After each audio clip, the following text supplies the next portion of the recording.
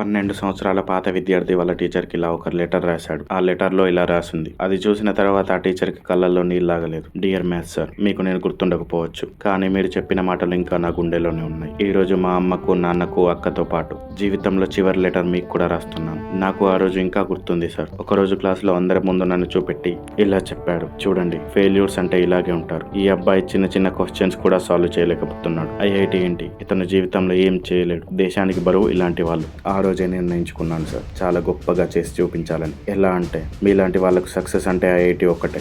కానీ ఈ రోజు మిమ్మల్ని తప్పు అని ప్రూవ్ చేస్తూ నేను ఇది చేయబోతున్నానని గర్వంగా చెప్పబోతున్నాను సార్. మీరు అనుకున్న ఐఐటి టాపర్ కూడా చేయలేండి. ఎందుకంటే ఈరోజు నేను కెప్టెన్ గౌరవ్ ప్రతాప్ నా చిన్న బెటాలియన్ ని తీసుకొని పాక్లో one way terrorist eradication machine మీద వెళ్తున్నాను సార్. ఓన్లీ 0.05% ఛాన్స్ ఉంది తిరిగి రావాలని. మీ ఏ కాంపిటేటివ్ ఎగ్జామ్ కన్నా చాలా చిన్నది సార్. థ్యాంక్ యూ సార్, నన్ను తిట్టినాలో అది పుట్టించినందుకు. కానీ ఇప్పుడు దేశానికి నేను బరువు కాదు సార్, దేశానికి గర్వకారణం.